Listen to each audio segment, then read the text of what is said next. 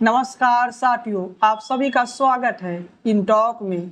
मैं हूं शशिकांत कुमार। आज के इस वीडियो में हम बात करेंगे गुलाम नबी आज़ाद कांग्रेस से आज़ाद हो गए।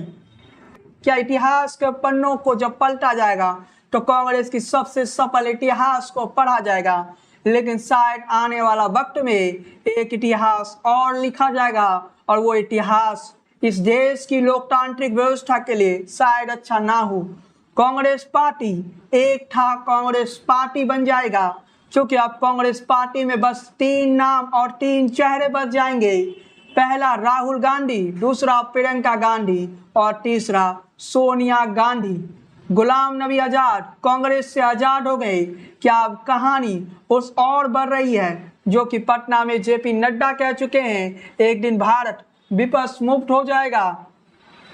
लेकिन जेपी नड्डा की बात छेटिए डलो के लिए थी, लेकिन जेपी नड्डा भी जानते हैं कि कांग्रेस पहले से ही अपना वजूद समाप्त कर चुका है। क्या एक दिन ऐसा आने वाला है जब केवल बीजेपी ही इस देश में बच जाएगी और सारे राजनीतिक दल समाप्त हो जाएगी? इतिहास के पन्नों को पलटिएगा तो कांग्रेस पार्टी को इतिहास है वो बेहतर शब्दों में लिखा गया हो, लेकिन राहुल गांधी ने कांग्रेस पार्टी को उस मुकाम तक पहुंचा दिया जहां कहना पड़ेगा राहुल गांधी ने कांग्रेस को एक था कांग्रेस बना दिया। अब कांग्रेस की वजूद देश की सियासत में कहीं नहीं है। क्या देश की सियासत उस और बढ़ चुकी है जिसे हम कांग्रेस मुक्त भारत ही नहीं पूरा विपक्ष मुक्त भारत कह सकते हैं? परिस्थिति भयानक है और इतिहास के पन्ने शायद कोई जवाब नहीं दे पाएगा। इतिहास के पन्ने जब आगे लिखा जाएगा तो उन पन्नों में राहुल गांधी का नाम सबसे ऊपर लिखा जाएगा और कहा जाएगा महात्मा गांधी का सपना अगर कोई पूरा कर सकता था वो केवल राहुल गांधी ही है। गांधी जी ने आज़ादी के तुरंत बाद कहा था कांग्रेस को ख़त्म कर देनी चाहिए और राहुल गांधी वाकई उस राह पर पहुंच रहे हैं। लेकिन साथ में आज हम आपको बताएंगे कैसे गुलाम नबी आज़ाद नरेंद्र मोदी के लिए एक मास्टर प्लान का हिस्सा है और कैसे गुलाम नबी आज़ाद नरेंद्र मोदी को कश्मीर में सट्टा दिलाएंगे।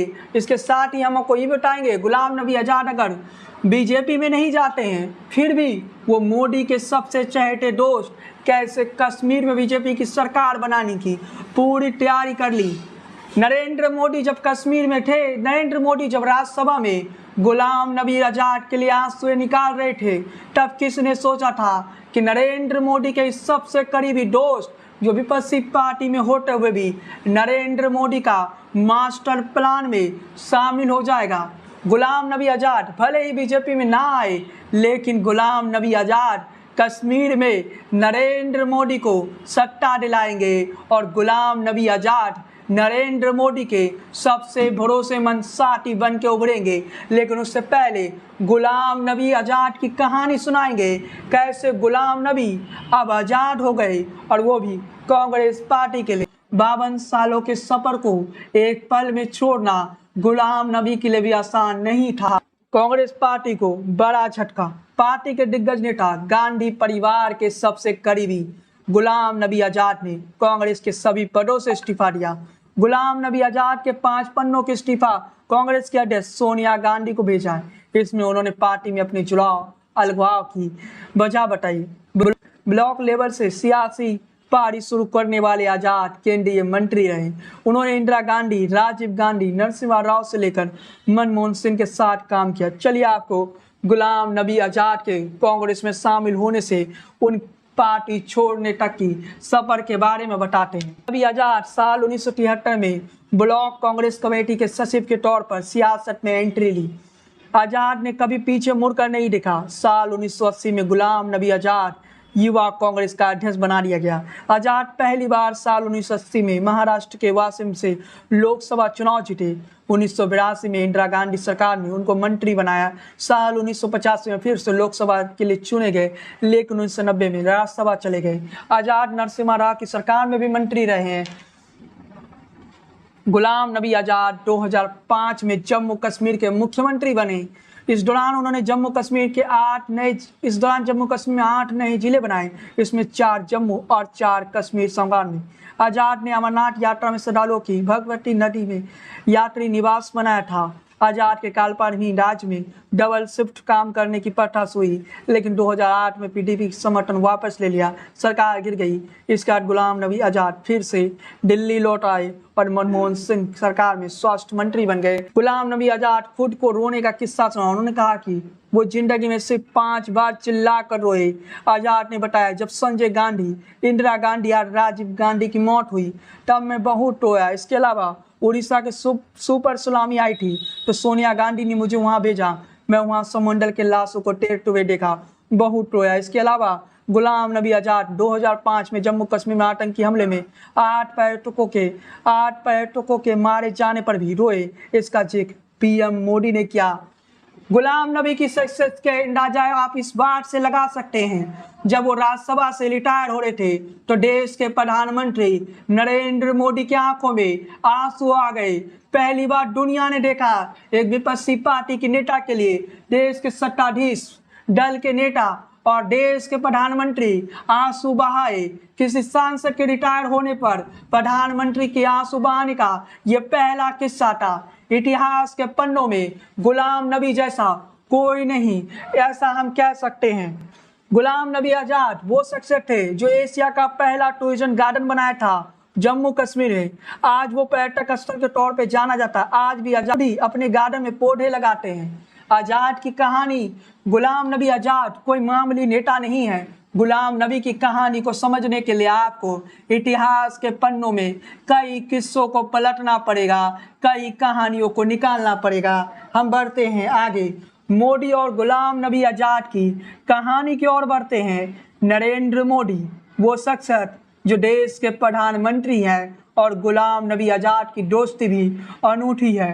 नरेंद्र मोदी राज्यसभा में रो पड़े थे। गुजरात के यात्री, क्योंकि जम्मू कश्मीर में जाने वाले टूरिस्ट में गुजरात बहुत बड़ा नंबर रहता है, और टेररिस्टों ने पर हमला कर दिया। करीब 8 लोग शायद मारे गए। सबसे पहले गुलाम नबी जी का मुझे फोन आया। उनके आंसू रुक नहीं रहे थे फोन पे। लेकिन रात में फिर गुलाम नबी जी का फोन आया। वे एयरपोर्ट थे। एयरपोर्ट से जैसे अपने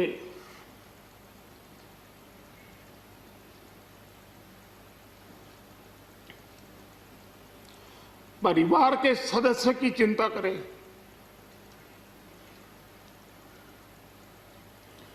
वैसी चिंता नरेंद्र मोदी वो किस्सा संसद में सुनाया और रो पड़े। उसी दौरान गुलाम नबी आजाद ने भी अपने रोने की वो 5 कारण बताए, जो कि आपको हम बता चुके हैं। अब हम बताते हैं कांग्रेस छोड़ने की गुलाम नबी आजाद की मुख्य कारण। गुलाम नबी आजाद को वो शख्सियत है जिन्होंने राजीव गांधी को राजनीति में लाया। गुलाम नबी आजाद संजय गांधी के सबसे भरोसेमंद साथी इसी कारण था, यही वो कारण था कि इंदिरा गांधी ने भी गुलाम नबी आजाद को राजनीति में आगे बढ़ाया, क्योंकि उनके बेटे संजय गांधी के सबसे भरोसेमंद साथी थे। गुलाम नबी आजाद के किस्सों की कहानी अगर हम बताएं तो ये वीडियो 1 घंटा की हो जाएगी, फिर भी कहानियां सब समाप्त नहीं होगी। नरेंद्र मोदी की जो गुलाम नबी आजाद की दोस्ती थी वो भी हमने शॉर्ट में इसलिए निकाला। चलिए दोस्तों आगे बढ़ते हैं और अब हम आते हैं गुलाम नबी आजाद क्या भाजपा में जाएंगे, तो इस सवाल का जवाब भी जान लीजिए। गुलाम नबी आजाद बीजेपी में नहीं जाएंगे और गुलाम नबी आजाद ने खुद भी बीजेपी में जाने से मना कर दिया।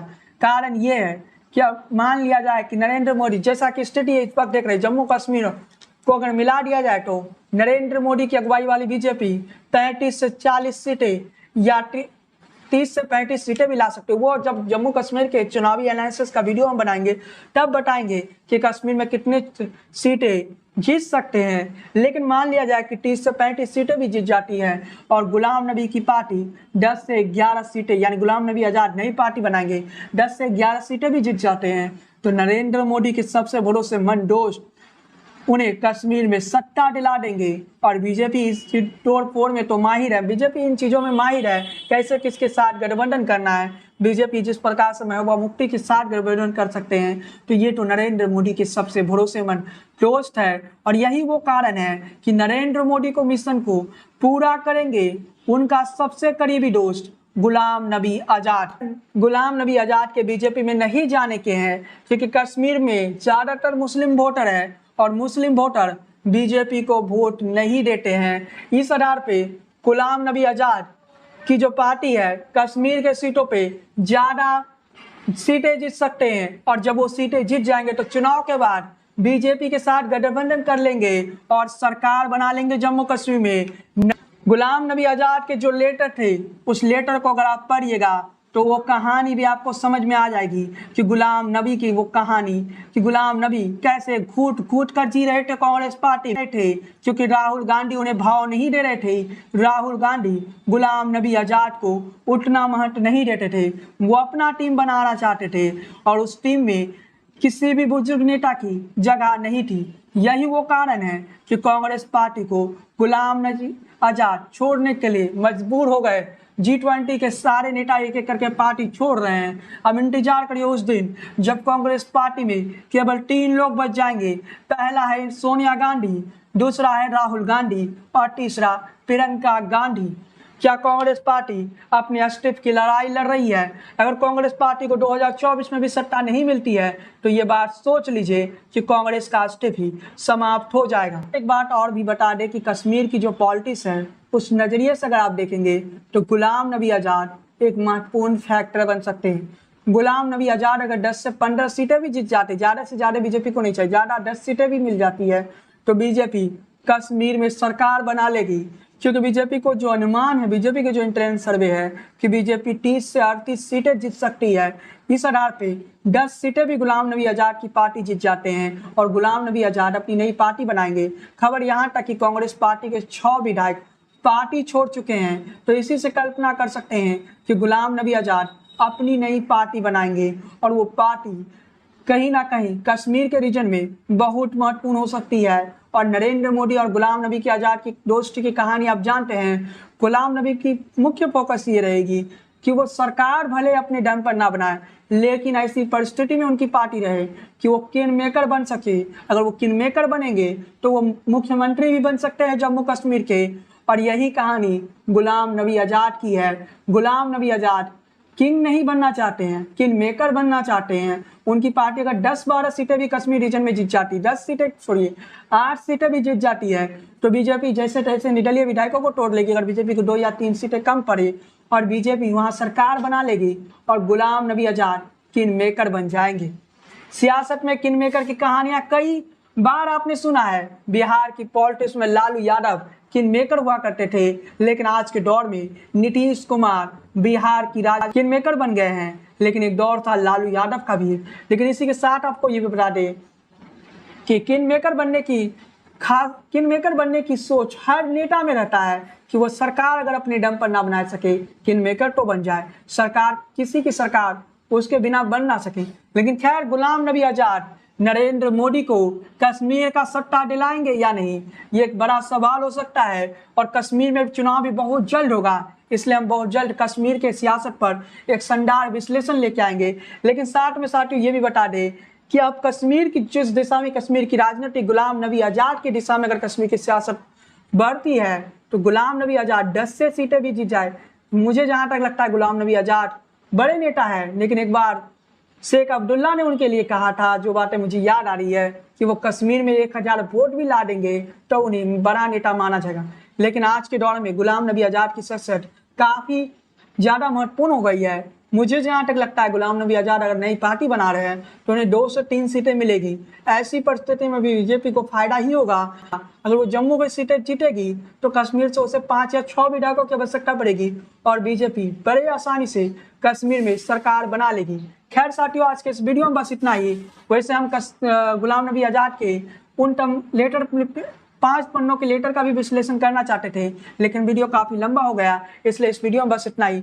वीडियो कैसी लगी आप टिप्पणी कमेंट बॉक्स में दीजिए। वीडियो पसंद आई हो तो लाइक कीजिए, शेयर कीजिए। इसी तरह के वीडियो देखने के लिए हमारे चैनल को सब्सक्राइब कीजिए और बेल आइकन क्लिक करना बिल्कुल ना भूलिए। फेसबुक पर देख रहे हैं तो हमारे पेज को फॉलो कीजिए, लाइक कीजिए। जय हिंद, वंदे मातरम।